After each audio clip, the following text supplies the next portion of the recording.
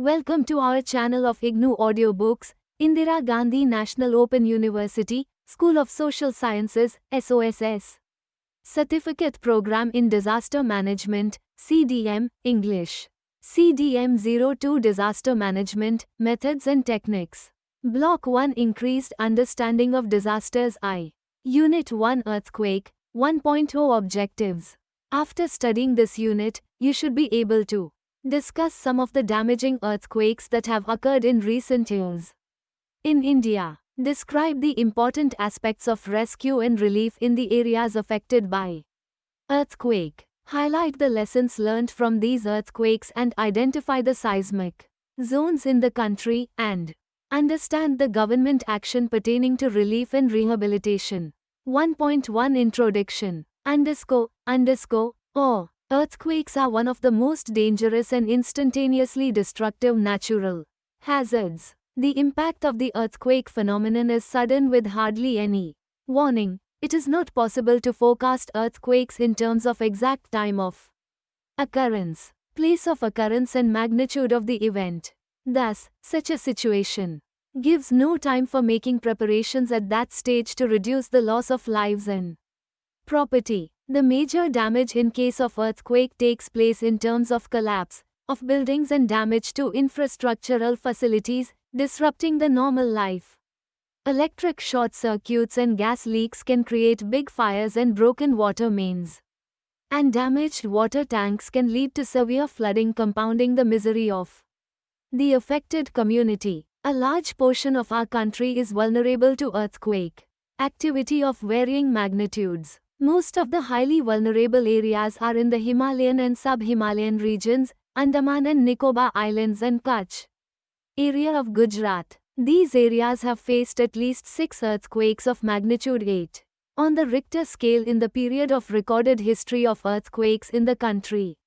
The nature and impact of earthquake disaster is dependent upon a number of factors, including its magnitude, geological and soil conditions, location of fault, construction of major structures and prevailing construction practices in the particular areas. The occurrence of earthquakes of significance is increasingly felt, even in regions that were earlier considered less vulnerable to earthquakes. For example, the Latur earthquake of September 30, 1993, occurred in seismic zone 1. As per the seismic zone map of the country, this area was considered to be less active seismically. On the other hand, the devastating earthquake at Bhuj, Gujarat, on January 26, 2001 occurred in a highly prone area. Thus, no place seems to be free from the fear of earthquakes, big or small. Hence, it is essential to have a good understanding of this phenomenon in Indian context. 1.2 Some damaging earthquakes in INDIA. An overview. Earthquakes are categorized according to their magnitude in 5 categories as follows: less than 3 in magnitude, mild, micro or tremor; 3 to 4.9, slight; 5 to 6.9, moderate; 7 to 7.9, great; and 8 or more, very great. India has a very long history of earthquakes. The occurrence of earthquake is not a new phenomenon for most of the northern parts of our country. In the past we have already faced some major earthquakes like Run of Kutch, 1819, magnitude 8.0, Assam, 1897, magnitude 8.7, Kangara, HP, 1905, magnitude 8.0, Bihar-Nepal border, 1934, magnitude 8.4, Andaman Islands, 1941, magnitude 8.0 and Assam, 1950, magnitude 8.6. Besides these major earthquakes, a large number of other moderate and minor earthquakes have been experienced in errant parts of the country. In the recent past, India experienced major earthquakes at Uttarkashi, 1991, Latur, 1993, and Jabalpur, 1997, Chamoli, 1999, and Bhuj, 2001. In this section we will discuss in detail a few of these recent earthquakes. 1.2.1 Uttarkashi earthquake. Table 1, Fact sheet of Uttarkashi earthquake. Magnitude of the earthquake 6.6 on Richter scale. Date of occurrence the 20th of October, 1991. Focal depth 12 kilometers. Epicenter, village Agara, 37 degrees north 78.68 degrees east. Time of occurrence 02H 53 milliliters 6. People killed 770. People injured 5,000. Cat. Lur head lost 3,100. 1 louses fully destroyed 20,184. Houses partially damaged 74,714. Villages affected 2093. Affected property 425,000. 1. Seismic history of the region. The earthquake-affected area has a known history of earthquake occurrence. In the last 100 years, this region had experienced about 11 earthquakes of magnitude ranging 6.0 ARV, 5R, 0, Richter scale. The return period for the earthquake of similar magnitude is about 8 to 9 years. The entire area is under seismic zones IV and V with a higher vulnerability for seismic losses. Widespread damage took place due to this earthquake. The detailed breakup of the damage under various categories grouped by districts is given in Table 2. Table 2, damage due to Uttarkashi earthquake 1991. Look at the screen. I. Damage to buildings, houses. The buildings, houses in the earthquake-affected area can be classified into A. Engineered and B. Non-engineered structures. It has been observed that the performance of these two types of buildings during the earthquake was different. The non-engineered buildings found throughout the rural areas and the old stone buildings in the towns suffered severe damage. The engineered buildings were also there in the earthquake-affected areas such as the buildings in the irrigation project colony at Maneri and TNDO Tibetan Border Police Colony at Mahitanda. Buildings in both these colonies faced the earthquake in a very safe manner and suffered no damage, except for minor cracks in the buildings that were observed. E. Damage to infrastructural facilities. Large-scale damage to infrastructural facilities took place in the earthquake-affected area. The damage to roads was due to rockfall, landslides and rock slides along the roadside slopes causing heavy damage to road network in the earthquake-affected areas. The other services like communication network and power supply system were affected very badly due to the severe damage to telephone and electric poles. In case of social infrastructure, the buildings that house health and education facilities had suffered damage. The surface water tanks at Uttarkashi and Maneri did not suffer any damage. However, the joints in the piped apply lines failed due to ground shaking, resulting in disruption of the water supply in certain areas for quite some time. High damage to bridges. Due to difficult terrain, a large number of bridges were located to cross the rivers and deep river valleys throughout the hilly area. The performance of steel bridges was found satisfactory except the Gawana bridge on the road to Gangotri about 6 km from Uttarkashi. The stone masonry tower suspension foot bridge suffered slight to medium damages. B. Rescue and relief. It was quite a difficult task for the administration to organize relief work just after the earthquake due to heavy damage to roads, communication network, and bridge. etc. The prime issue involved in the first stage of rescue and relief was to reach the affected village with necessary relief materials like food, warm clothes, medicines etc. For this purpose, the army and other military forces like Border Security Force, BSF, Indo-Tibetan Border Police, LTSP, along with the services of Directorate General for Border Roads, DGBR, were pressed into service. A large number of other social groups like NCC cadets, NSS volunteers, Task Force of Uttarkashi administration and several NGOs also came forward to help the local administration in the rescue and relief operations to reach the inaccessible villages. The services of 5. Heavy and 7 light army helicopters were utilized immediately after the earthquake. The DGBR took up the challenge of repairing the damaged roads. On a war footing, the government provided food items e.g. flour, pulses, rice, oil, sugar, milk, sliced bread etc. As the winter season was approaching fast, it was not possible to reconstruct all damaged houses, hence community centers were immediately constructed to provide shelter to the affected community. Besides the community centers, tin sheets, tarpaulin and tents, along with blankets were distributed free of cost to protect people from the cold. The district-wise distribution of these items is given in the Table 3. Table 3, Distribution of Relief Materials. Look at the screen. To provide relief to the people who had lost everything as a result of this earthquake, the government had issued orders to pay each family 750 rupees per 1110 NTH.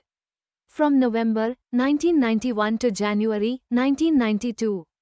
Later on, this amount was raised to Rs per family.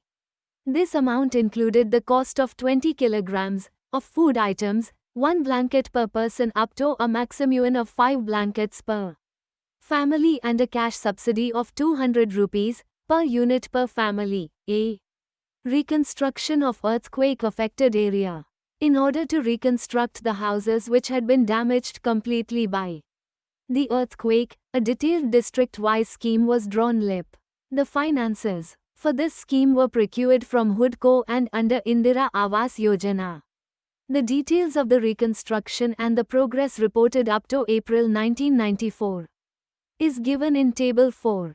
Table 4, Uttarkashi Reconstruction under HUDCO loan and Indira Awas Yojana up to April 94. Look at the screen. 1.2.2 Latur earthquake.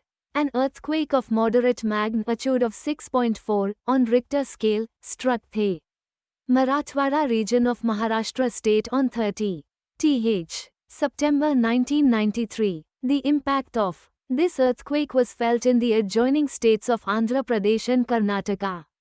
Also, in all, 8 districts in Maharashtra and 3 districts in Karnataka have been affected. However, the severely affected areas were mainly the Latur and Osmanabad districts of Maharashtra. The total area affected due to this earthquake was about 52,000 square kilometers.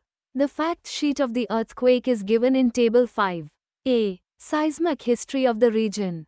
The major portion of the earthquake-affected area lies in Zone 1 of the Seismic Zone Map of India. Accordingly, prior to this earthquake, this area was considered relatively safe from the earthquake point of view because, geologically speaking, it was located in a stable continental region, SCR.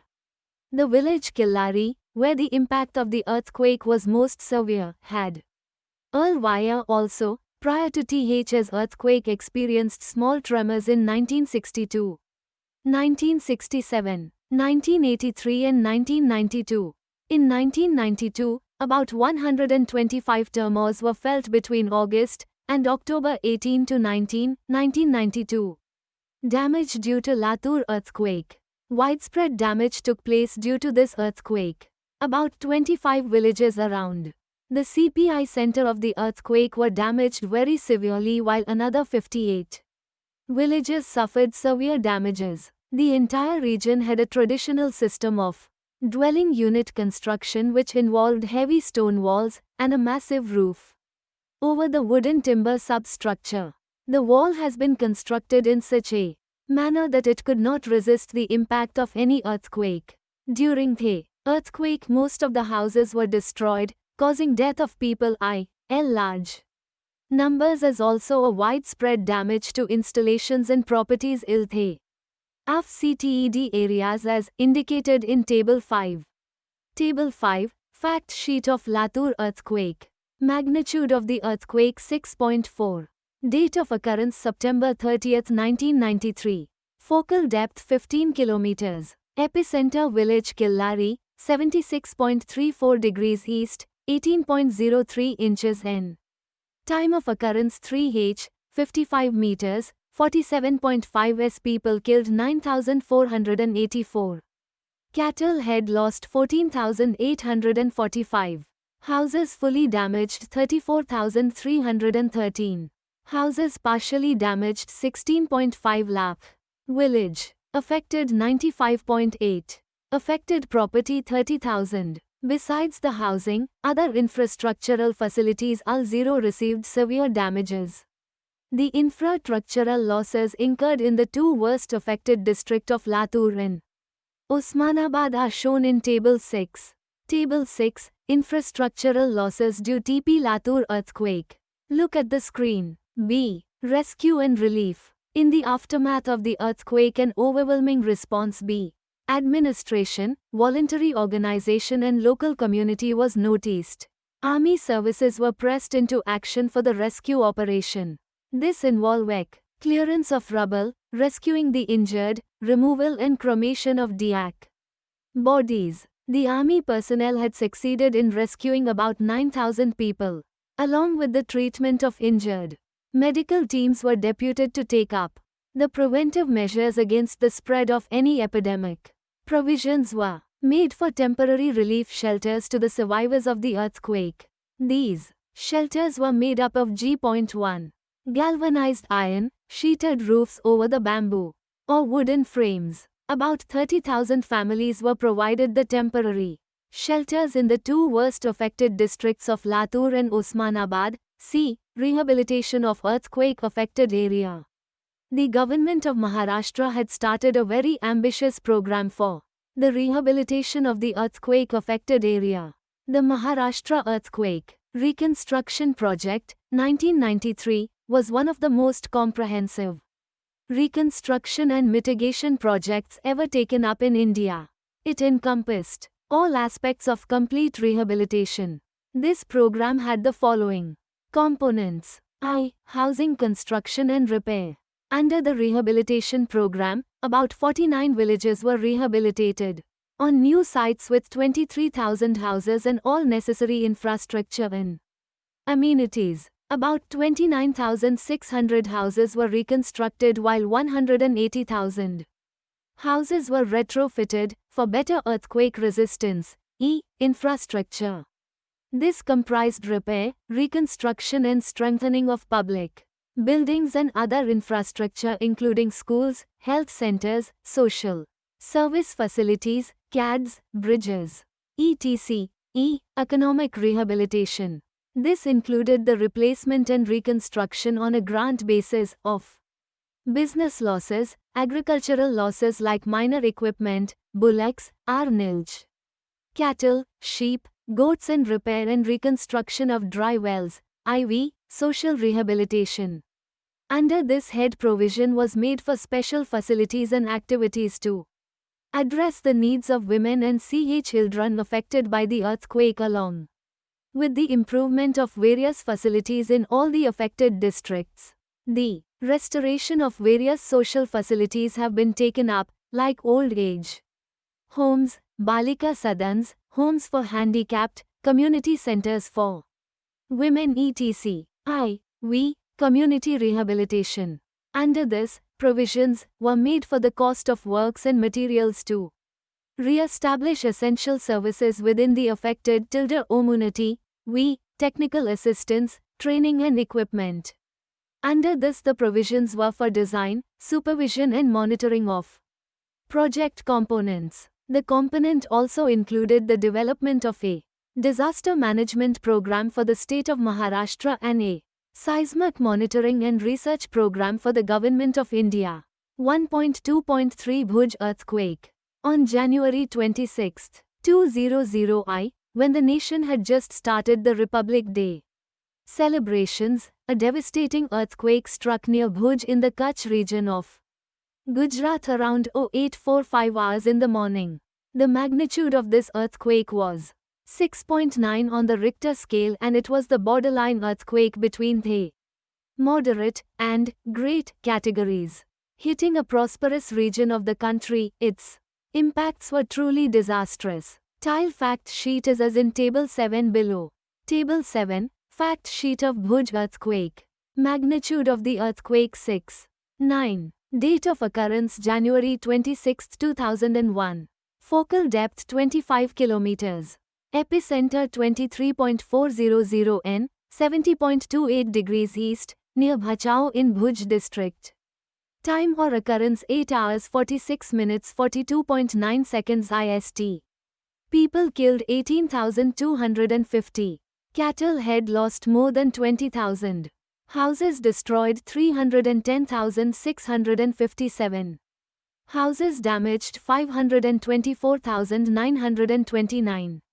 Villages, unstirred 3,825. The destruction would have been much more but for the facts that Bhuj is a comparatively less populated area. The earthquake originated at a relatively deeper focus, 25 kilometers as compared to the focal depth of 12 kilometers in Uttarkashi earthquake and 15 kilometers in the Latur earthquake, and it occurred at a time when everybody was awake and most were in the open. Nevertheless, this quake is the worst in the country in recent decades in terms of the persons killed and injured. Gujarat, being the second most industrialized state in the country, took a heavy beating in terms of adverse socio-economic impacts, but it also had the resilience and the will to meet the emergency, the famous Gujarati philanthropy and airy abundance of goodwill.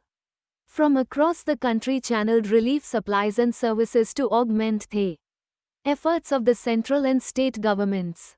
The international aid from governmental and non-governmental sources also came in abundance. The devastation was considerable. Ahmedabad, the biggest city and the commercial and educational capital of the state, although it was located km from the epicenter, it was apparent that many multi-storied buildings were constructed in defiance of the engineering norms and land use regulations. The initial estimates put the total property loss in Gujarat due to this earthquake at around 15 rupees 0001 crore. 1.3 Lessons learned from the past experiences. The most important lesson learned by studying the past occurrences of earthquakes is that it has become possible to delineable seismic zones in the country as shown in Fig. 1. Seismic zoning MAL, along with state boundaries. Source: Bureau of Indian Standards as 1893, 198-4. Fig. 1. Seismic zones. Look at the screen. Lieutenant will be seen that the country is divided into 5 seismic zones, with zone approximately 5 being the most vulnerable. The other important lesson from recent studies is that these appears to be an increase in the occurrence of earthquakes in recent years, although there is no apparent scientific reason for this. If we take into account the earthquakes of magnitude 6.0 and more, i.e. those earthquakes that caused damage to life and property, India has experienced one such earthquake once in 2 years during the last 14 years. On the other hand, during the 25 years, 1950 to 75, there was one such earthquake in 6 years. In the period before T.Rat, such earthquakes occurred roughly once in 13 years during the 130 years period 1820 to 1950. On the disaster management side also, if we take care of the various lessons learnt from the past earthquakes, we can minimize considerably the damage resulting from future earthquakes. The following are a few points which emerged as a result of a study of past earthquakes. A.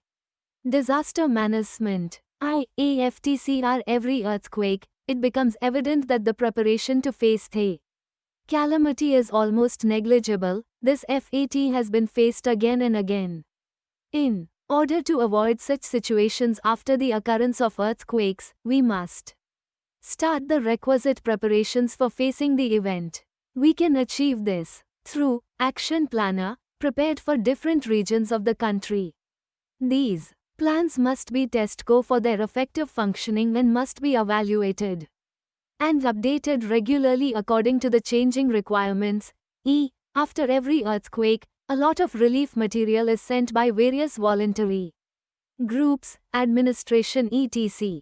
Lack of coordination in the collection and Proper distribution or such relief materials is very common. I felt after every earthquake. Mechanism has to be developed to ensure proper distribution of RAIEF material, E. The narrow saint reeds of the affected areas get blocked by the debris, preventing the escape routes for the affected community on one hand and on the other, hampering the rescue and relief operations during the emergency period. Sirnila RLY. The approach roads get blocked due to landslide and bridge failure IRI. The aftermath of the earthquake in high LIY regions. Alternative methods, techniques must be identified for providing the necessary relief.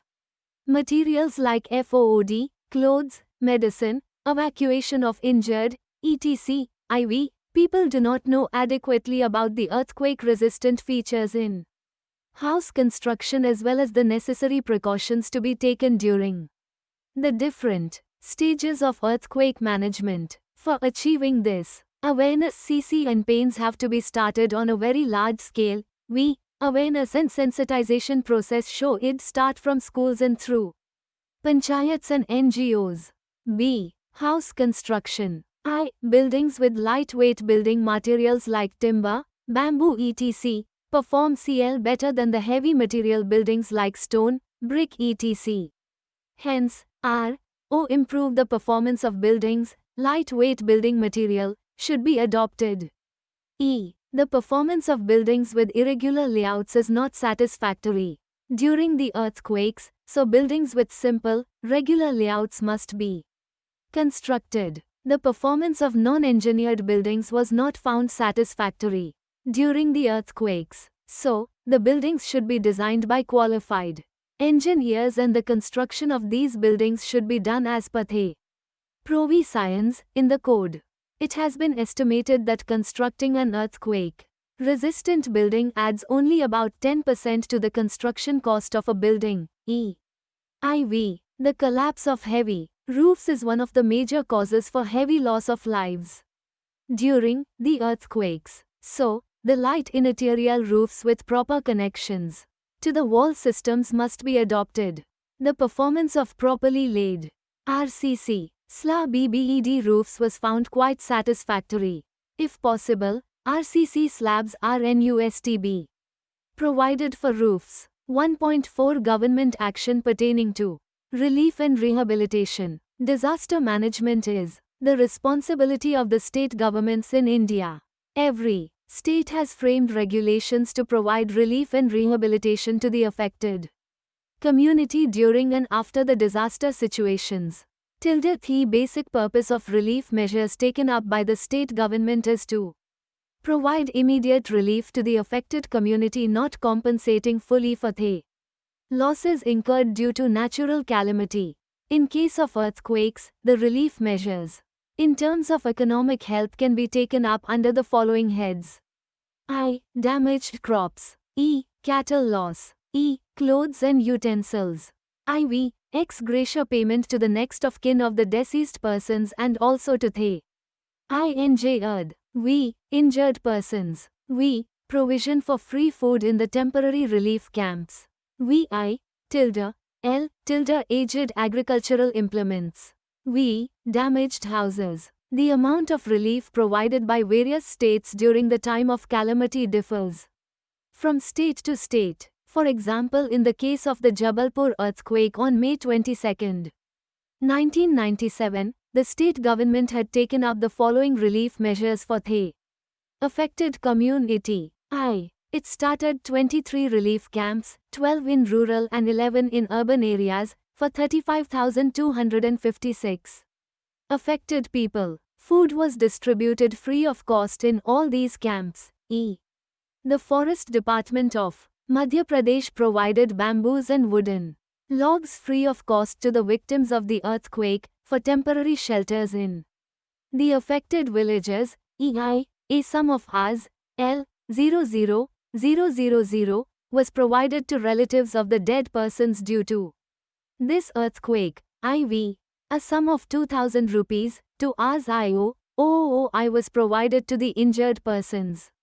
Depending upon the severity of injury, A sum of RSJ,000 has been given to the house owners and tenants of the partially damaged houses, for the persons whose houses had been damaged fully, a grant of 18 rupees, 0001 and other necessary materials like bamboo and wooden logs etc. for reconstruction of houses were provided.